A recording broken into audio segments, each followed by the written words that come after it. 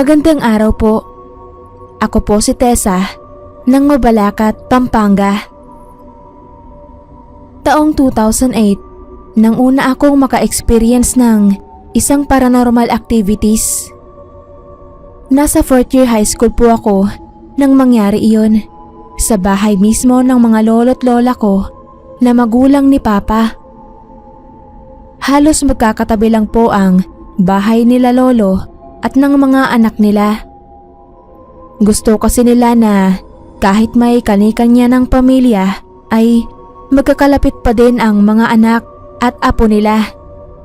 Ganoon kasi sila ni Lola. Sobrang close at sweet kahit matatanda na. Ganyan sila magmahalan. Kaya naman, literal na halos gumuho ang mundo ni Lola sa biglaang pagkamatay ni Lolo dahil sa atake sa puso. Hindi siya na-ospital kaya sobrang nabigla kaming lahat. Lalo na nga si Lola na mula nang mawala si Lolo ay para na ring nawalan ng buhay. Lagi siyang umiiyak at hindi makausap. Hindi rin nagkakakain. Lagi niyang sinasabi na gusto na niyang sumunod kay Lolo. Yung dating malakas at masiglang lola namin ay biglang nanghina dahil na rin sa sadyang pagpapabaya niya sa sarili. Nung una ay halinhinan kami sa pagbabantay kay Lola. Pero since ako naman yung masasabi kong paboritong apo at pinakamalapit sa kanila, nag-volunteer na ako na lumapit sa bahay ni Lola para masigurong may kasama siya buong maghapon at magdamag. Kahit anong pilit kasi namin ay ayaw magpa-ospital ng Lola. Doon daw sa bahay nila siya maghihintay ng pagsundo sa kanya ni Lolo. Kapag nagsasalita ng ganoon si Lola ay hindi namin maiwasang kilabutan. Sa pagstay ko kina Lola ay doon na nga po nagsimula yung mga kakatuwang pangyayari na naranasan ko. Lagi akong may pakiramdam na kahit kami lang talagang dalawa ni Lola sa oras na yun ay parang may iba pa kaming kasama na kumikilos-kilos doon. Lalo na sa kusina na lagi kong nakikitaan ng basong pinagkapihan. Partikular yung baso ni Lolo na hindi ko alam kung bakit litaw na litaw, gayong itinago na yon ni Mama. Isang gabi, habang natutulog ako sa kutson na inilatag ko sa ibaba ng kama ni Lola, ay bigla akong naalimpungatan. Naririnig ko ang boses ni Lola na parang may kausap.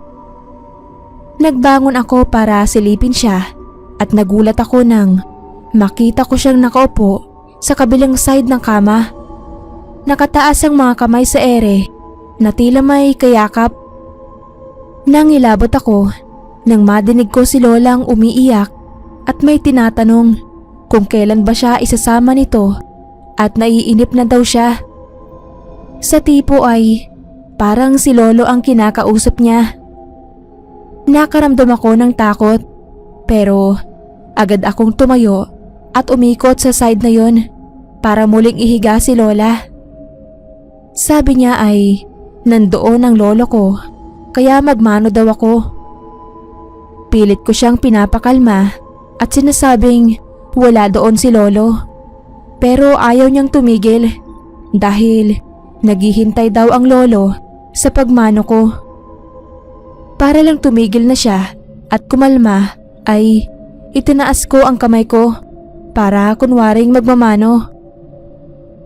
Pero bigla akong napapitlag nang tila may totoong kamay nga akong nahawakan, gayong wala namang ibang tao doon. Napaatras ako at nagtayuan ang balahibo ko sa takot. Naulit pa uli ang mga ganoong eksena kung saan bigla na lang nakakabangon si Lola sa kalaliman ng gabi at tila nakikipag-usap kay Lolo. Gising ako pero pinapakiramdaman ko na lang siya. natatakot na ako bumangon kasi baka sa sunod ay makita ko na talaga si Lolo.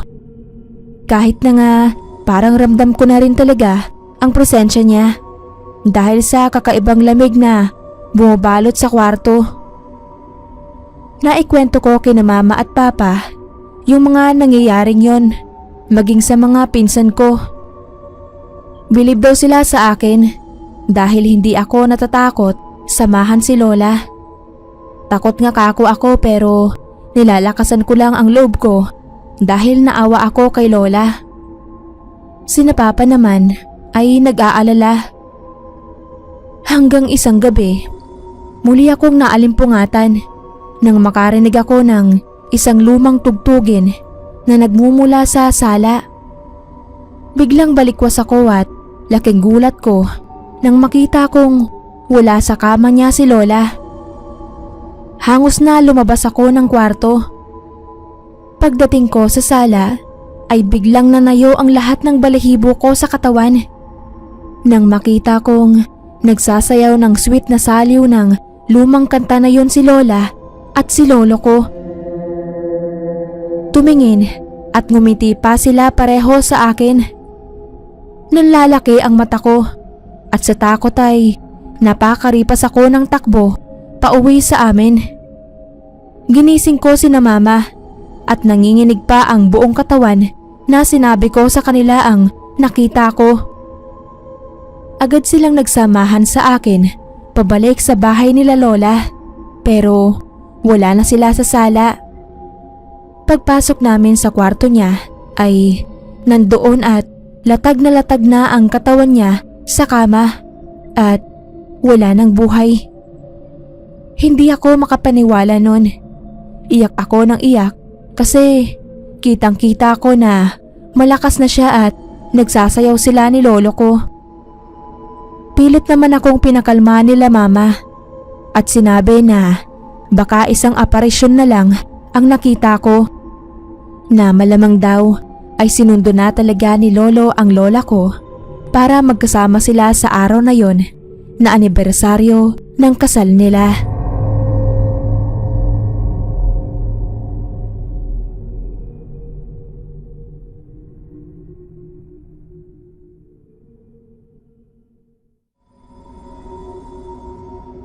Ito po ang unang beses na nagpadala ako ng story dito. Base po ito sa totoong karanasan ko na tungkol sa kapitbahay kong lolo at lola. Tawagin niyo na lang po akong Joycel. Si Lolo at Lola naman ay itatago ko na lang sa pangalang Lolo Jesus at Lola Carmen. Parehong nasa mahigit 70 na ang edad nila. Kapitbahay po namin sila sa isang barangay dito sa Victoria. Maliit pa lang ako ay nakamulatan ko nang silang dalawa lang ang magkasama sa buhay kasi ay hindi sila biniyayaan ng anak. Pero hindi naging hadlang yon para maging masaya ang pagsasama nila na parang halos perpekto na. Sakto lang ang antas ng pamumuhay nila. Hindi mayaman pero hindi rin naman masasabing mahirap. May mini groceries at bigasan sila na halos kumpleto na sa lahat ng kailangan mo. At nakakatuwa sila kasi tuwing linggo ay meron silang me time. Sarado po ang tindahan nila kapag ganon. Nagsisimba sila, kumakain sa labas, kung minsan ay namamasyal gamit yung e-bike nila. Kung minsan naman ay nagna-nightwalk lang sa kahabaan ng barangay namin habang magka-holding hands. Pero ang hindi talaga mawawala ay ang pagbibidyoke nila tuwing linggo ng hapon. Nasanay at naaliw namang makinig ang mga tao doon dahil parehong maganda ang mga boses nila kahit may edad na at puro luma ang mga kinakanta. Malalayo din ang pagitan ng mga bahay doon kaya wala naman silang naiistorbo. Kilala rin silang mabubuti at matulunging tao. Kaya naman nagimbal at nalungkot ang lahat nang isang araw ay natagpuan na lang silang magkayakap na nakahundusay at tadtad ng mga saksak sa loob ng bahay nila. Pagnanakaw daw ang motibo. Malaking kawalan sila sa lugar namin. Pero para sa amin na malapit na kapitbahay nila ay hindi naman talaga sila nawala. Dahil mula nang mamatay ang mag-asawa ay tila hindi naman sila umalis sa bahay nila. Katunayan ay saksi kami ng pamilya ko sa mga kakatwa at kababalaghang nangyayari doon. Sigurado naman kami na wala talagang ibang taong makakatira doon. Kaya katakataka na sa paglipas ng ilang linggo ay nanatiling maayos ang bakuran nila na puno ng mga halaman ni Lola Carmen na tila may nag-aalaga pa din dito. At yung e-bike nila na kung kailan wala na sila at malaya nang makukuha ng sino mang magtatangka dahil nakaparada lang sa loob ng bakuran ay ni walang nagtatangkang nakawin ito. Pero minsan daw ay nakita ni Papa na galing ito sa labas at ipinarada ng maayos sa loob kahit wala namang taong nagmamaneho. Kalalaking tao pero napatakbo nga si Papa sa takot. Madalas din na may nakikita kaming anino ng 2 tao sa loob ng bahay. Isang matangkad na payat at ang isa ay may kaliitan na tumutugma sa mag-asawa. Sa tuwing makikita namin ang mga yun ay nagkakatakutan talaga kami.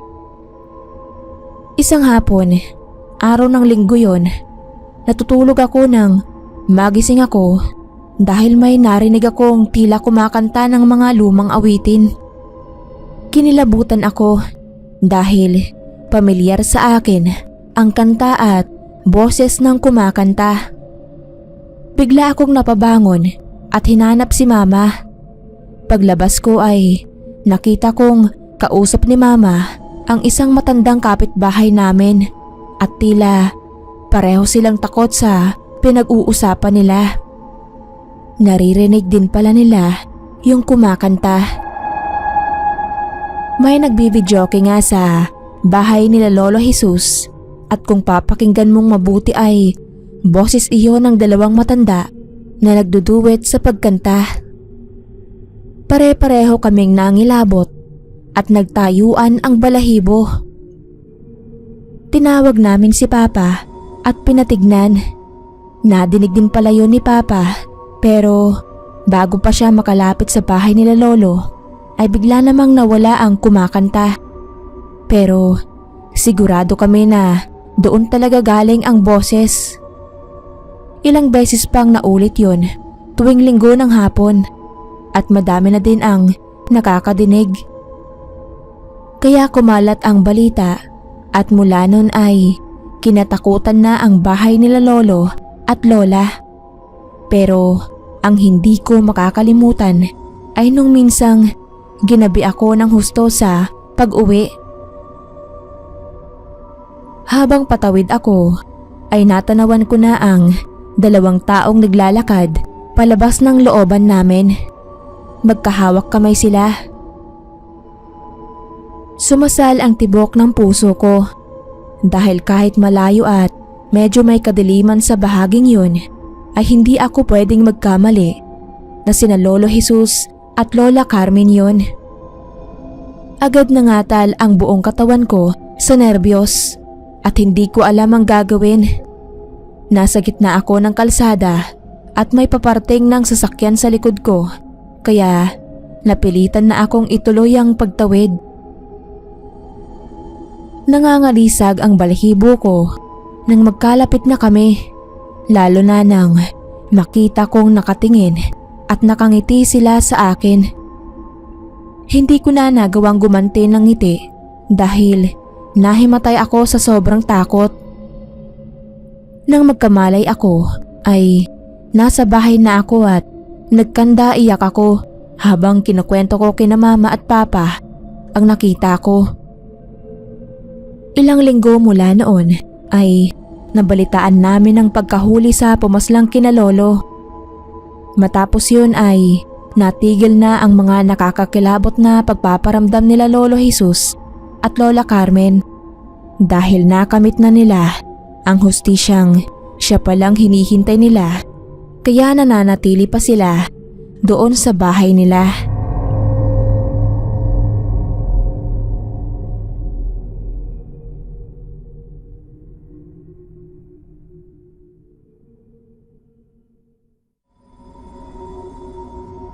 Elma po ang pangalan ko. Matagal na din po akong naghihintay ng pagkakataong makapagpadala ng istorya ko dito.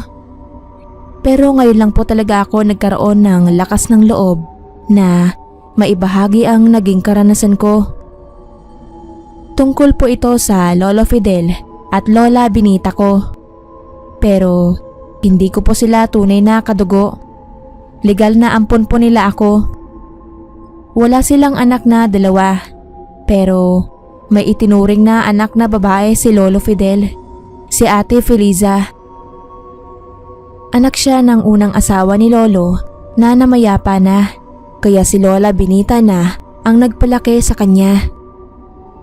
Pero hindi ko na siya inabot dahil bago pa man daw nila ako mapulot ay lumayas na ito sa poder nila dahil likas na salbahe ito at sawail. Mula nang umalis ay hindi na ito nagpakita sa kanila. Hanggang sa nabalitaan na lang nila na nagkapamilya na ito. Pero noong namatay si Lolo Fidel ay bigla na lang itong sumulpot sa bahay namin sa mismong araw ng libing ni Lolo. Pero hindi lang pala pakikipaglibing kundi para kamkamin ang bahay na sabi niya ay pagmamay-ari ng nanay niya. At dahil wala na daw ang tatay niya, ay wala na daw karapatan doon si Lola Benita. Nanlumo si Lola na kung kailan wala si Lolo Fidel, ay saka ito nagbalik para manggulo at palayasin sila sa bahay. Mabait pa nga daw siya noon, ayon kay Ate Feliza, dahil binigyan pa sila ng 1 buwang palugit bago palayasin sa bahay. Buong buhay ni Lola ay nakadepende lang siya kay Lolo Fidel, kaya nang mawala ito ay hindi niya alam kung anong gagawin. Naubos ang kabuhayan nila sa pagpapagamot kay Lolo at wala na halos natira sa kanya kundi ang bahay na yon. Tapos ay pinapaalis pa siya. Ayaw daw niya ng gulo dahil kilala niya ang ugali ni Feliza. May edad na si Lola at ako naman ay nasa huling taon pa lang ng high school. Kaya hindi ko din talaga alam kung anong magiging kapalaran namin ni Lola. Nasa malayong probinsya kasi ang mga kamag-anak niya. Kasabay ng sunod-sunod na pangaharas sa amin ni Ate Feliza ay ang pagpaparamdam naman ng kaluluwa ni Lolo Fidel sa amin ni Lola Benita. Nung una ay kay Lola lang siya nagpapakita sa panaginip. Laging nagigising si Lola na umiiyak, tapos ay ikukwento niya sa akin. Binibilin daw siya nito na kahit anong mangyari ay huwag silang aalis sa bahay namin dahil siya ang may karapatan doon. Sinabi ko kay Lola na baka yun naman ang totoo, pero wala daw siyang katibayan na may karapatan siya sa bahay na yon. Si Lolo Fidel lang daw ang nagsasabi na may karapatan siya, pero sa panaginip lang yon. Hindi naman daw niya pwedeng ipaglaban ang panaginip lang. Nawawalan na ng pag-asa si Lola noon, kaya nag-uunti-unti na siyang magligpit ng mga gamit namin. Sabi niya ay uuwi na lang kami sa mga kapatid niya sa Leyte. Hanggang isang gabi, kapapatulog ko lang kay Lola noon dahil masama ang pakiramdam niya nang bigla akong matigilan. Pagdaan ko kasi sa harap ng antigong cabinet nila ay nakita ko sa salamin ang refleksyon ni Lolo Fidel na nakatayo suot ang barong na ipinamburol niya. Nangilabot ako at muntik nang mapasigaw. Pero pinigilan ko agad dahil baka magising si Lola. Nilibot ko ng tingin ang paligid pero wala naman doon si Lolo, kundi nasa salamin lang. Nanginginig na ako sa takot nun pero hindi ko magawang makaalis sa kinatatayuan ko. Inisip ko pa na baka nananaginip lang din ako gaya ni Lola o di kaya ay guni-guni ko lang, kaya kinurot ko ang sarili ko. Nasaktan ako, kaya sigurado akong totoong aparisyon ni Lolo Fidel ang nakikita ko. Malungkot na nakangiti sa amin si Lolo. Hindi ko siya maalisan ng tingin dahil parang may gusto siyang sabihin sa akin. Maya-maya ay hinaplos niya ang salamin habang nakatitig sa akin. Nagtaka ako sa gawin niya pero napaisip ako na parang may gusto siyang ipahiwatig. Kaya kahit nanginginig ako ay dahan-dahan akong lumapit sa salamin ng cabinet at sumipat-sipat doon.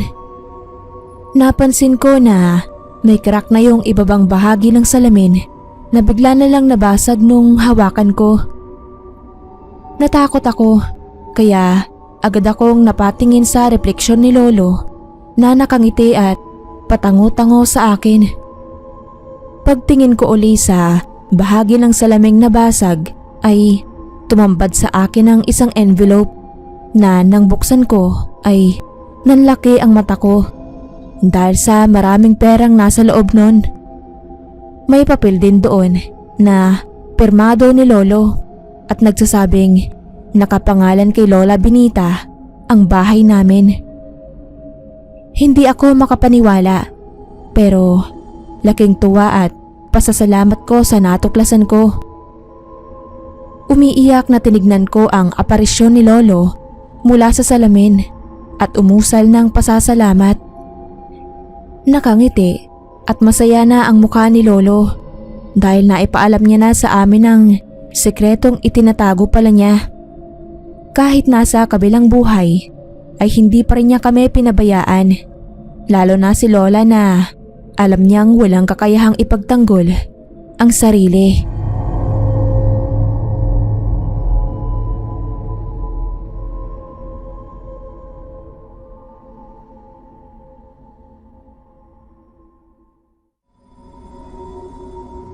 Tawagin niyo na lang po akong Kat. Ang isishare ko po sa inyo ay maaring hindi yung typical story na nakakatakot talaga. Pero isa po ito sa mga naging experience ko na nagbigay talaga sa akin ng matinding kilabot. Nangyari po ito way back 2013 sa probinsya ng mga lolo't lola ko na parents ni Mama. Nasa college na ako ng time na yon.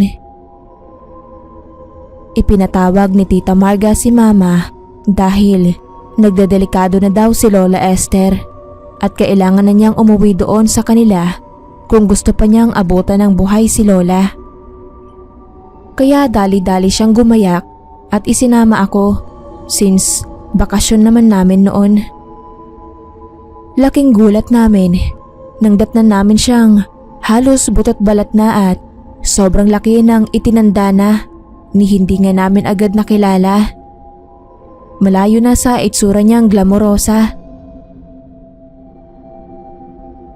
Sabi ng Tita Marga na kapatid ni Mama ay cancer ang naging sakit ni Lola. Ang pinagtataka lang nila ay kung bakit sobrang bilis naman na nagkaganon siya. Wala pa daw isang buwan mula nang madiagnose siya at wala pa nga halos pinagdadaan ng therapy ay bumagsak na ng husto ang katawan niya. Sa edad na 65 ay masigla at malakas pa ang katawan ni Lola. Kaya nga siya pa din ang personal na nag-aasikaso ng mga pwesto nilang grocery at manukan sa palengke. Hiwalay na kasi sila ni Lolo Gary. Mailang taon na ang nakararaan. Mas pinili nitong sumama sa isang babaeng dayo lang daw doon at malayong malayo sa itsura kay Lola. Kaya hinuha ng lahat ay ginayuma lang nito si Lolo Gary. Ilang araw pa lang kaming nakakarating doon ay bumigay na agad si Lola Esther na para bang hinintay lang kami. Nung dalhin na siya sa punerarya at eembalsamuhin na ay ipinatawag sila ng embalsamador dahil pasintabi po sa lahat. May nakita daw mga uod at insekto na lumalabas sa ilong at tenga ni Lola. At ang sabi ng embalsamador ay hindi daw sakit ang ikinamatay ng Lola kung hindi barang. Nang hilakbot sina Mama at napaisip kung sino ang pwedeng gumawa nito sa lola ko. Kung gusto daw nilang malaman, sabi ng embalsamador ay ipapatawag niya ang tatay niyang albularyo. At dahil hindi rin matanggap nila Mama na namatay si Lola ng ganun-ganun lang, ay pumayag silang makipag-usap sa matandang albularyo. Matapos suriin nito ang bangkay ni Lola ay kinumpirma nitong nabarang nga si Lola at ang may gawa ay isang taong may malaking inggit at galit sa kanya. Kung ganon ay tama nga ang bulong-bulungan na nadinig ko sa mga tao doon na may sumalbahe daw kay Lola. Tinanong ni Tita Marga kung ano ang pwede nilang gawin para malaman kung sino ang gumawa noon. Sinabi ng albularyo na may gagawin siyang ritual pero kailangan daw ay matibay ang dibdib nila kung talagang gusto nilang malaman at makaganti sa gumawa noon kay Lola. Pero nung sinabi ng matanda ay nagbago ang isip ni Mama dahil hindi raw niya kayang gawin yon. Ipagpasa Diyos na lang daw nila ang lahat at bahala na ang gumawa noon na usigin siya ng konsensya niya. Pero salungat doon si Tita Marga na pursigidong malaman ang totoo dahil may hinala na siya kung sino ang gumawa noon kay Lola. Hindi na napigilan ni Mama ang kapatid niya nang sundin nito ang sinabi ng albularyo. Sa utos ng matandang albularyo, noong araw ng libing ni Lola ay isinagawa ni Tita Marga ang bilin nito. Bago ipasok sa nitso ay pinalayo muna nila ang mga nakipaglibing, kabilang na si Lolo Gary na nagawa pa talagang magpakita kina Mama at kasama ang babaeng ipinagpalit nito kay Lola. Nagpigil lang ng galit si Mama na harapin si Lolo Gary dahil ayaw niyang gumawa ng eksena. Binuksan ni Tita Marga ang takip ng kabaong ni Lola at sa pagkagimbal naming lahat ay walang pag-aalinlangang itinarak ni Tita ang may kahabaang pako sa noo ni Lola gamit ang martilyo. Napahumindang ako dahil hindi ko alam na may ganoong gagawin sa bangkay ni Lola. Napatingin ako kay Mama at nagtatanong kung bakit ginawa iyon ni Tita Marga dahil sa tingin ko ay binastos niya ang bangkay ng lola ko. Pero umiyak lang si Mama at sinabing alam ni Tita Marga ang ginagawa niya. Matapos iyon ay bigla na lang nangisay at tumumba sa sementeryo si Lolo Gary at ang babae nito. Sabay na nagbukal ng dugo sa ilong, bibig at tenga ng mga ito. Bumukas ang matinding galit sa mukha nila Mama at Tita Marga nang makitang nagkaganoon sina Lolo dahil ang ibig sabihin daw nito ay sila ang bumarang kay Lola. Iyon ang sinabi ng albularyo na paraan para malaman kung sino ang bumarang kay Lola at maibalik sa mga ito ang ginawa nila. Hindi naman kami makapaniwalang na kayang gawin iyon ni Lolo Gary sa sarili niyang asawa. Kahit pa nga utos iyon ng kinakasama niyang may malaking galit at inggit kay Lola Esther.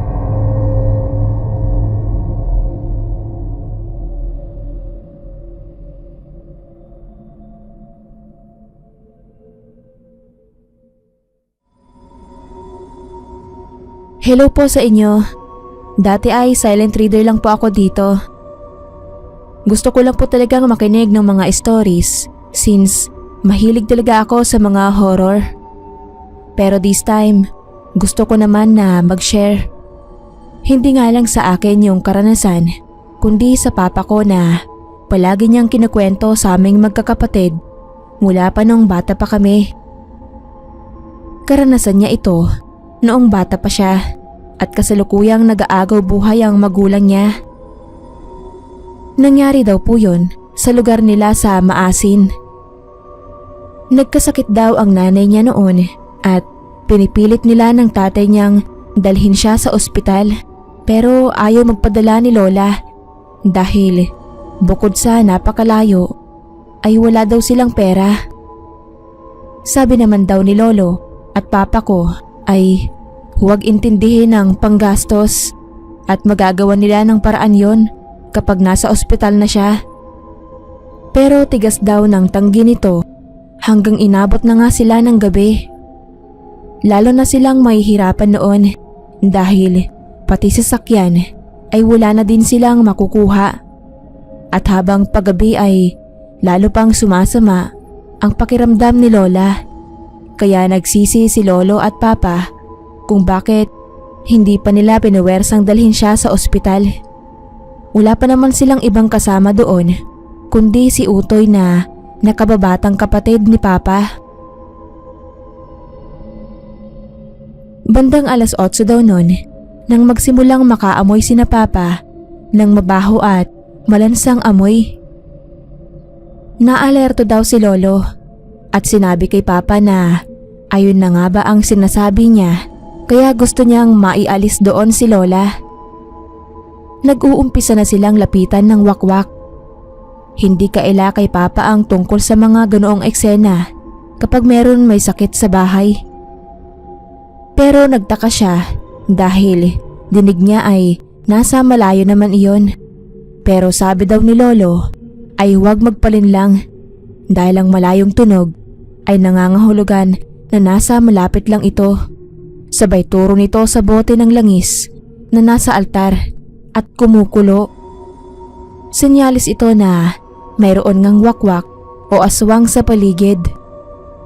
Bigla daw naalarma si Papa sa narinig at nataranta siya. Agad niyang kinuha ang mga gomang gulong sa ilalim ng mesa ng kusina at iniabot sa tatay niya, pati na din ang buntot pagi. Habang inutusan naman niya si Utoy na magsaboy ng asin at bawang sa mga bintana at pinto. Natatakot man ay agad itong sumunod. Kumpleto sila ng mga pananggalang dahil sa lugar nila ay may mag-asawa silang pinaghihinalaan na mga aswang. Dahil hindi pa sila makakalabas para sunugin ang goma ay iwinasiwas lang muna ni Lolo sa ere at mga haligi ng bahay ang buntot ng pagi habang minumura para maitaboy ang sinasabing wakwak. Maya-maya ay lumakas ang tunog at tumigil ang pagkulo ng langis. Tanda na lumayo na ang mga wakwak. Sinabihan siya ni Lolo na maging alerto at huwag makampante dahil siguradong babalik uli ang mga yon. Sinamantala naman iyon ni Lolo at agad sinindihan sa di kalayuan ang goma para hindi basta makalapit ang mga wakwak. Pinatulog na nila si Utoy at pinatabi kay Lola habang sila ni Lolo ay matyagang nagbabantay. Nakapwesto siya sa pinto ng kwarto nila Lola habang si Lolo naman ay palakad-lakad habang hawak sa isang kamay ang latigo. Pero di nagtagal, tinalo ng antok si Papa at hindi napigilang mapikit. Ganon din si Lolo na nagkakanda tumba na sa upuan sa sobrang antok. Kaya hindi nila napansin ang biglang pagkulo uli ng langis na nasa bote. Nagulantang na lang sila nang may biglang bumagsak sa bubungan. Napabalikwas ng tayo si Papa at Lolo na agad lumabas. Bitbit ang latigo kasunod si Tatay na hawak naman ng asin at bawang. Nawala sa loob nila na si Utoy lang ang naiwan sa tabi ni Lola. Kaya napatakbo sila pabalik nang marinig ang malakas na sigaw nito. Nakasiksik si Utoy sa isang sulok at takot na nakatingin sa bintana. Nakita ni Papa doon ang isang itim na pusa na hindi ordinaryong laki at may mapupulang mata. Patakas na sana ito pero naipit ang ulo kaya hindi agad nakaalis. Mabilis na sinabuyan ni Papa ng asin ang pusa. Sapol ito sa mata. Namilipit daw ang pusa at sa kapipiglas ay nakawala ito sa pagkakaipit at nakatakas. Nang matiyak na ok lang si Lola ay binalikan daw niya si Lolo na naabutan pa niyang hinahagupit ang paa ng wakwak. Pero nagawa daw nitong makatakas. Saglit daw natulala si Papa dahil kahit matagal na niyang naririnig ang tungkol sa kanila ay first time niya lang nitong nakita sa personal at talagang nakakapangilabot daw ang itsura. Kinabukasan ay hindi na nila hiningi ang pahintulot ni Lola at agad na nilang dinala ito sa ospital. Pero pagkaraan ng ilang araw na pagkakakonfine ay bumigay din ang katawan ni Lola. Nung nakaburol na daw ito ay hiningi ni Lolo ang tulong ng mga barangay para mabantayan ang bangkay ni Lola. Sa burol ay lumitaw. Bagamat hindi makalapit ang mag-asawang pinaghihinalaan nila, ang babae ay nakabenda ang isang mata at lapnos ang kalahating muka at ang lalaki naman ay paika-ika. Naalala nila ang pusang nalapnos ang muka at mata dahil sa isinaboy niyang asin at yung wakwak na nilatigo ni Lolo sa paa. Nagkataon lang kaya ang lahat?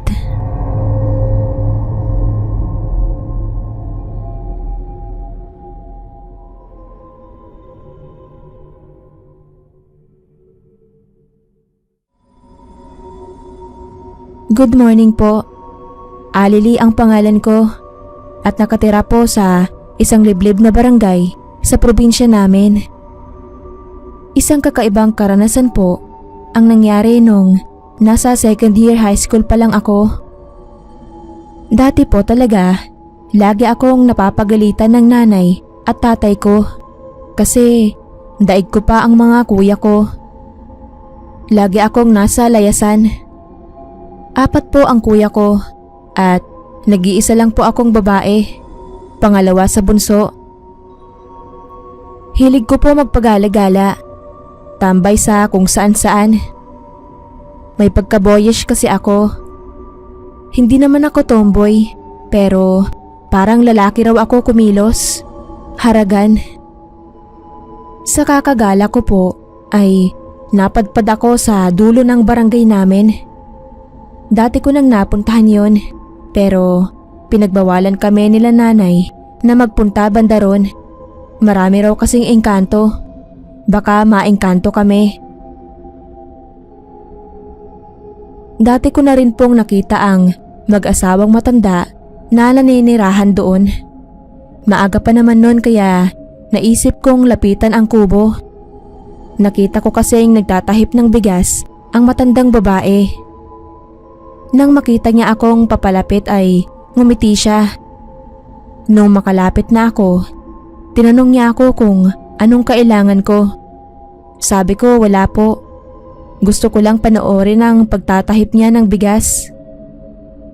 Buti raw hindi ako natakot na pumunta sa gawin nila at nilapitan ko pa raw talaga sila. Kasi ang ibang kabataan daw ay parang natatakot sa kanila. Iniiwasan silang mag-asawa. Sabi ko naman, hindi ako natatakot kasi mukha naman silang mabait. Tapos nakipagkwentuhan ako sa kanila.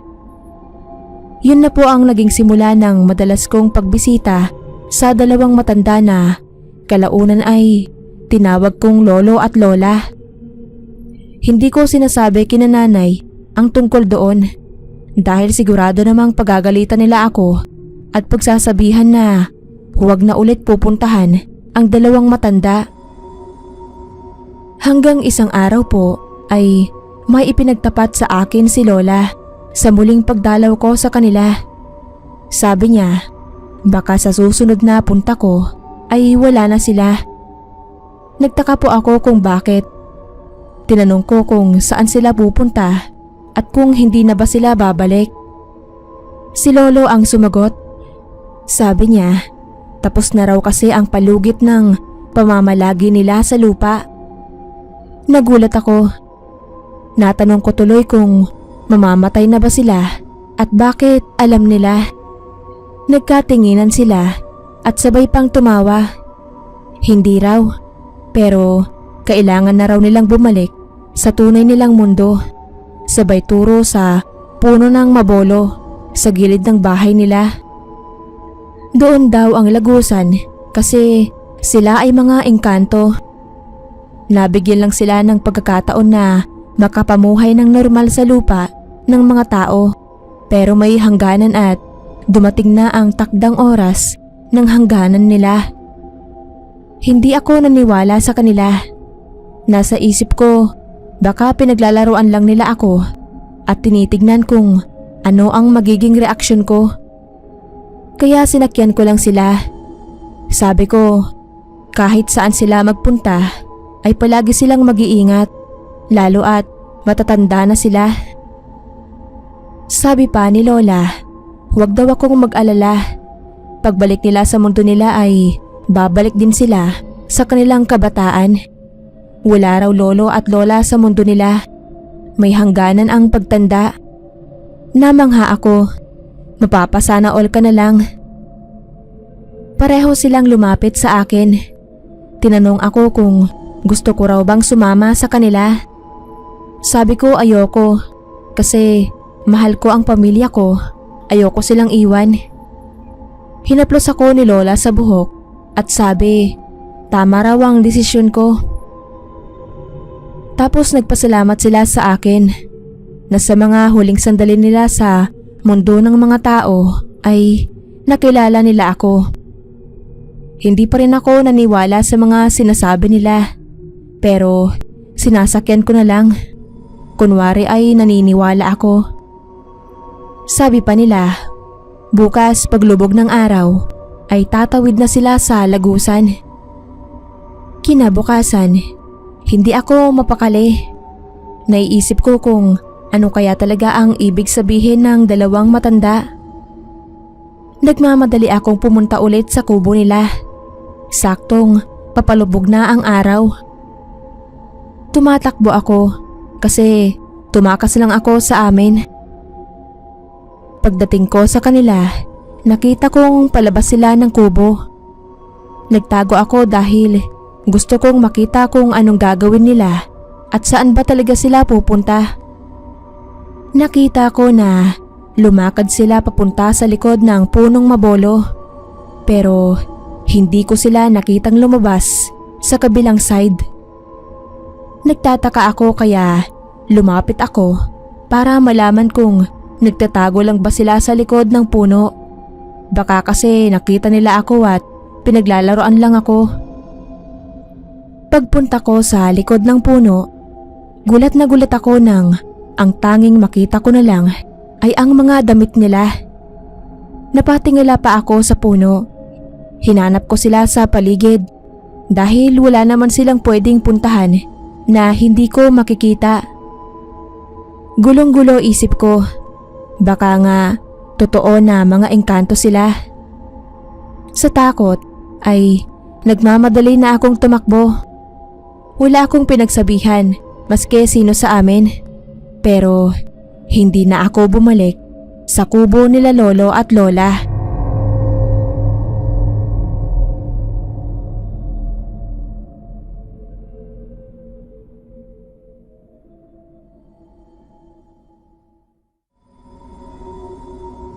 Ako si Isabela, dalaga at mula sa probinsya. Hindi ko na po babanggitin pa ang ibang pagkakakilanlan sa akin. Gusto ko lang ibahagi ang naranasan ko tungkol sa aswang. Medyo dalaga na po ako nung naranasan ko yon at grade 10 na po ako noon. Galing ako sa school at kasalukuyang naglalakad pa uwi sa bahay ko. May natanaw ako na may mga gamit doon sa bakuran ng kapitbahay namin. Siguro ay may titira na roon. Matagal na kasing walang nagmamay-ari nun. Namatay kasi ang may-ari nun sa hindi malaman na dahilan. Mag-isa lang siya kaya nung namatay siya, walang nagmana nung bahay niya. Hindi rin kasi namin kilala yun dahil hindi siya kumakausap ng kung sino man at lagi kaming di pinapansin kapag sinusubukan namin siyang kausapin. Lalabas nga lang yun tuwing gabi. Gabi siguro ang trabaho. Tapos kapag umaga ay di mo aakalain na may nakatira pala roon. Ang usap-usapan nga nila aswang daw yun, pero di naman ako naniniwala. Pagka-uwi ko sa bahay ay napag-uusapan namin ni nanay yung bagong kapitbahay namin. Matandang lalaki pala. Sabi ng nanay ko, sinubukan daw niyang kausapin at makipagkaibigan doon sa bagong kapitbahay namin. Kaso tinignan lang siya saglit at nagpatuloy na sa gawain.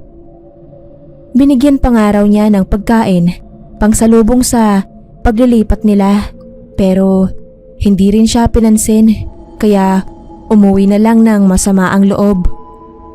Nagbibiruan pa kami na baka kamag-anak nga nung dating may-ari dahil parehas ng ugali.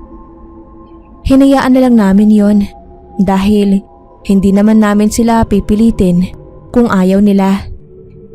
Pagkalabas ko ng bahay ay may nakita akong lolo na nakaupo at nakasilip sa bintana ng kapitbahay. Nakatingin siya sa akin. Medyo nawiwirduhan nga ako Lumakad ako ng ilang hakbang at paglingon ko ulit ay nakatingin pa rin siya sa akin. Hindi ko na pinansin at umalis na ako ng tuluyan. Pumunta kasi ako sa kaibigan ko para gumawa ng takdang aralin, si Goryo. Kinuwento ko rin sa kanya yung nangyari at pinagtawanan pa ako. Baka raw gusto ako nung lolo. Ilang linggo ang lumipas at ganun pa rin ang matandang lalaki na kapitbahay namin. Lagi siyang nakatingin sa akin kapag nadadaan ako roon. Sabi naman ni nanay ay hindi siya tinitignan. Kinikilabutan na nga ako dahil nakakatakot na ang titig niya. Isang araw, pagbukas ko ng pinto ay may nakita akong patay na manok sa harap ng pintuan namin. Napasigaw ako sa gulat at tinawag si nanay. Sakto at dumating noon si Goryo. Siya ang naglinis ng patay na manok. Habang nagkukwentuhan kami sa loob ng bahay ay may nabanggit si Goryo. Habang tinatapon daw namin ang manok sa basurahan ay nakita niya ang lalaking kinukwento ko sa kanya. Nakatingin daw yun ng masama at nakakunot ang noo sa kanya. Parang galit. Sabi ko ay wag na lang pansinin dahil di naman lumalabas ng bahay nila yun at laging hanggang tingin lang. Binaliwala na lang namin ni Goryo at nagpatuloy sa kwentuhan. Si Goryo na ang laging napunta sa amin dahil lumipat na sila ng bahay. Malayo kaya hindi na ako pinapayagan ni nanay pumunta. Sabi ni Goryo ay ganun pa rin ang matandang lalaki sa kapitbahay. Laging galit ang titig sa kanya. Kinabukasan ay hindi pumunta si Goryo. May usapan kami na gagawa kami ng takdang aralin. Nagpaalam ako kay nanay dahil sabi ko ay nag-aalala ako. Pumayag naman ang nanay ko. Pagdating ko sa bahay nila Goryo ay agad niya akong niyakap at natatarantang kwento ang nangyari sa kanya. Umalis daw kasi sila kahapon at gabi na nakauwi. Pupuntahan niya raw sana ako kahit gabi na, kaso may humarang sa kanya. Inatake raw siya ng aswang at sigurado siya na ang kapitbahay ko raw ang umatake sa kanya. Ang matandang lalaki. Pinakita niya ang sugat na kalmot sa kanyang likod. Nakasisiguro raw siya na ang bagong kapitbahay ko yon dahil nakita niya ang mata nito na parehong pareho sa kapitbahay namin. Namumula ng araw yon. Kahit di niya masyadong nakita ang mukha, pero wangis tao. Madilim na raw kasi at walang ilaw sa dinadaanan. Pinakalma ko na lang siya at pinainom ng tubig. Sinubukan ko rin gamutin ang sugat niya sa likod. Sabi niya ay ihahatid niya na raw ako hanggang sa amin dahil magdidilim na. Natatakot siya na baka mangyari rin sa akin ang nangyari sa kanya. Bilang pangproteksyon ay nagdala siya ng isang tali ng bawang at maraming asin. Kinuha rin niya ang buntot ng pagi ng lolo niya. Hindi ko siya pinigilan dahil naniniwala naman ako sa nangyari kay Goryo. At kagaya nung inaasahan, sinundan pala ako ng kapitbahay namin mula sa amin hanggang kila Goryo. Sa kalagitnaan ng paglalakad namin pauwi ay lumalakas ang hangin. Kadiliman na kaya takot kaming parehas ni Goryo. Nararamdaman namin ang presensya ng aswang dahil sa mga halaman na naririnig namin. Hanggang sa may narinig kaming sigaw sa likod na bandang taas namin. Paglingon namin ni Goryo ay bumungad sa amin ang lolo na aswang na tila aatakihin na kami. Buti na lang ay nakaiwas kami ni Goryo. Agad siyang kumuha ng asin at isinaboy sa aswang habang nasa lapag at tumumba. Dinig na dinig namin ang pagsigaw niya dahil sa sakit. Agad din kinuha ni Goryo ang buntot pagi at hinampas sa aswang. Napasigaw ulit ang aswang ng malakas dahil sa sobrang sakit. Agad na tumakbo at tumakas iyon palayo. Kami rin ni Goryo ay tumakbo na pauwi. Kwento kay nanay ang nangyari. Pagkalipas lang ng isang linggo ay lumipat na rin kami ng bahay at wala na kaming balita sa aswang na kapitbahay namin.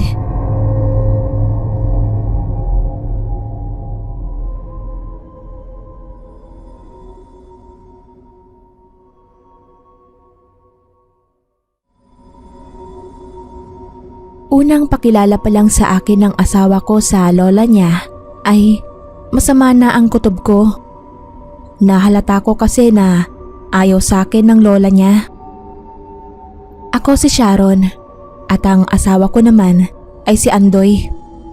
Mag-boyfriend at girlfriend pa lang kami ay pinapahalata na talaga sa akin ng lola ni Andoy na ayaw niya sa akin. Ilang beses ko nang sinabi yun kay Andoy. At ilang beses na rin niyang kinausap ang lola niya, pero ganun pa rin at walang nagbabago. Hindi lang namin pinagtutuunan ng pansin dahil mahal na mahal namin ni Andoy ang isa't isa, kaya kami na lang ang umiiwas sa gulo. Pero isang beses ay sumobra na si lola at naubos na ang pasensya ko. Pansamantala kaming nakatira sa bahay nila Andoy kasama ang lola niya dahil hindi pa tapos mabuo ang bahay namin. Nasa ibang bansa rin kasi ang nanay ni Andoy at matagal nang pumanaw ang tatay niya. Akala ko ay makakaiwas ako sa gulo kung hindi na lang ako kikibuin ng lola ni Andoy, pero mali pala ako ron. Isang beses, habang nagliligpit ako ng mga gamit sa kwarto namin ng asawa ko ay bigla na lang sumakit ang likod ko. Sobrang sakit nito na para bang kumikirot. Pagkatapos magligpit ay agad akong humiga at nagpahinga.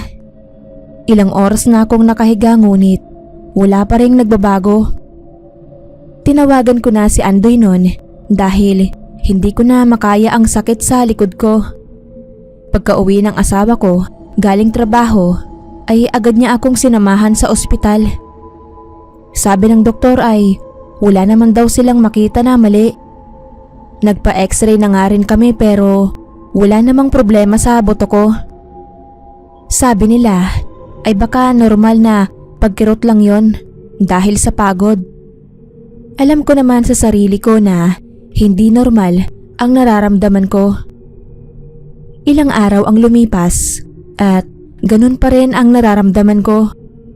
Hindi tuloy makapag-overtime ang asawa ko dahil sa pag-aalala niya sa akin. Habang nakahiga ay naiyak na lang ako sa biglaang sakit na naramdaman ko sa dalawang kamay ko. Sobra rin ang pagkirot at ramdam na ramdam ko ang sakit sa kamay ko. Pag-uwi ni Andoy ay nagpatingin ulit kami sa doktor pero ganun pa rin ang sinabi nila. Nagbigay lang sila ng ilang gamot na pampawala ng kirot sa katawan. Kinabukasan ay ganun pa rin ang nararamdaman ko. Nagising ako sa lakas ng boses ng lola ng asawa ko. Masaya ang tono at para bang nangaasar na tawa. Sabi niya ay malaya at masarap daw talaga gumalaw kapag walang masakit sa katawan. Napakunot noo ako at nainis dahil para bang masaya pa siya na may nararamdaman ako. Sa ilang araw ko sa bahay na nakahiga at nagpapahinga lang ay doon pumasok sa isip ko na baka may kinalaman ang lola ni Andoy sa kalagayan ko.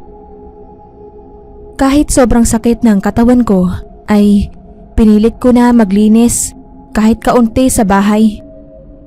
Habang naglilinis ay nakita ko ang lola na aalis. Ilang segundo paglabas niya ay palihim ko siya na sinundan hanggang sa makarating kami sa isang tago na bahay. Pumasok siya ron at di ko na alam ang mga sumunod na nangyari. Nagpa siya na akong umuwi dahil ayoko namang pumasok sa bahay ng iba. Kinuwento ko kay Andoy kung saan pumunta ang lola niya. Laking gulat niya sa nalaman. Ang bahay na yun daw kasi ay bahay ng kaibigan ng lola niya. Isa raw yun na mangkukulam. Malakas ang kutob ni Andoy na pinakulam ako ng lola niya. Agad din kaming naghanap ng pinakamalapit na albularyo para makontra ang pangkukulam. Tinawas ako ng albularyo bago tanggalin ang bisa ng kulam. Kinumpirma naman ng albularyo na kinulam daw talaga ako at ang lola nga ni Andoy ang tinuturo niya. May kung anong bagay ang albularyo na nilagay sa pagitan ng daliri ko sa kamay at nagsimula siyang magsalita na para bang nag-oorasyon. Habang nasa pagitan yon ng daliri ko ay bigla niya yon pinisil. Nawalan ako ng malay nun. Pagkagising ko ay ayos na ang lahat at wala na ang sakit na nararamdaman ko.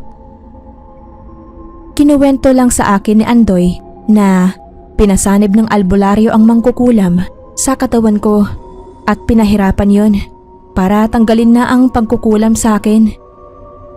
Inabutan din ako ng kwintas ng albularyo pangkontra sa kulam kung sakaling kulamin ako ulit. Hindi na ako pinabalik ni Andoy sa bahay. Dumiretso kami sa bago naming titirhan at siya na ang naghakot ng mga gamit na naiwan sa bahay ng tiyahin ko. Simula nun ay tuluyan ko nang hindi pinansin at tinanggal ang komunikasyon ko sa lola ng asawa ko.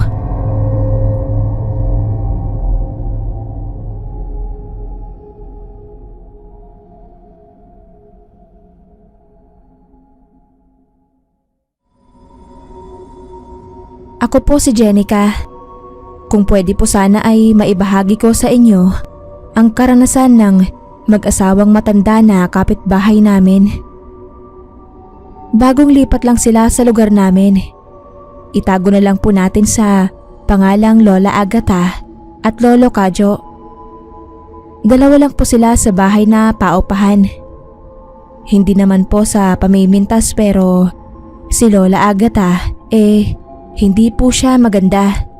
Tapos mukhang pabaya pa sa sarili. Halata pong hindi niya sinusuklay ang buhaghag niyang buhok na kulot pa man din. Tapos laging makutim at gusot-gusot ang mga sinusuot niyang damit. Binigyan nga po siya ng mama ko ng mga pinaglumaan ni mamang na duster, pero magaganda pa naman. Kaso hindi pa nakitang sinuot niya. Yung mga mukhang basahan na damit pa rin ang sinusuot niya. Si Lolo Kadyo naman medyo maayos. Lagi lang nakasuot ng puti at short na kaki. Dahil sa hindi kaaya-ayang itsura ni Lola Agatha, kaya yung mga bata po sa amin, lagi siyang tinutokso na aswang. Ang tawag pa nga sa kanya ay Lola Aswang. Parang okay lang naman sa kanya na maging tampulan ng mga tukso ng mga batang kalye sa amin. Si Lolo Kadyo, nakita kong napapailing na lang. Ang hindi na nagustuhan ni Lolo Kadyo ay nung nambabato na ang mga bata. Pinagkakatuwa ang batuhin ang bahay nila. Nang makita ko yun, sinaway ko ang mga bata. Nagpasaway naman sila, pero nung sumunod na araw, inulit na naman nila. Nakita ko dahil nagkataong nakadungaw ako sa bintana namin. Lalabasin ko na sana para sawayin ulit, pero natigilan ako sa sunod kong nakita. Hindi ako natuloy sa paglabas sa pintuan. Nagtago na lang ako at sumilip. Paano'y kitang-kita ko si Lolo Kadyo na nagbago ng anyo. Naging mabagsik ang anyo niya. Namula ang mga mata. Nawala yung eyeballs niya. Yung ilong niya parang tumulis. Tapos naglabas din siya ng pangil. Narinig ko pang binalaan niya ang mga bata na kapag bumalik pa sa bahay nila ay kakainin daw niya sila. Yung mga bata saglit na natulala, dala siguro ng takot. Tapos bigla silang nagtakbuhan palayo. Habang ako ay nanginginig din sa takot sa likod ng pinto namin. Narinig ko pang pinagsasabihan ni Lola Agatha ang asawa niya. Ang sabi niya, hindi raw dapat yon ginawa ni Lolo dahil mga bata lang naman yon. Saka baka magsumbong daw sa mga magulang. Nagalit din si Lolo sa asawa niya. Handa raw siyang harapin ng mga magulang ng mga batang yun dahil hindi natuturuan ng ayos ang mga anak. Baka lapain pa raw niya ang mga yun. Sabi pa ni Lola Kadyo, mapipilitan siyang gamitin ang pagiging tunay na aswang niya kapag may umapi kay Lola. Dahil siya naman daw talaga ang aswang at hindi si Lola. Sinaway siya ni Lola Agatha at baka raw may makarinig sa kanya, mapalipat na naman sila ng lugar ng hindi oras. Ganun pala ang ginagawa nila kapag may nakatuklas sa pagiging aswang ni Lolo Kadyo ay lumilipat sila ng tirahan. Natakot ako pero mukha namang mabait na aswang si Lolo Kadyo at mabait din si Lola Agatha. Kaya hindi ko na lang pinagsabi ang nalaman ko. Tutal naman ay hindi na rin sila binalikan ng mga bata. Siguradong natakot rin sila. Pero makalipas lang ang siguro may 6 na buwan din ay nalaman ko na lang na wala na sila Lola Agatha at Lolo Kadyo sa inuupahan nilang bahay sa tapat namin. Wala namang napabalitang aswang sa lugar. Hindi ko alam ang dahilan ng paglipat ulit nila ng tirahan. Pero sana okay lang sila.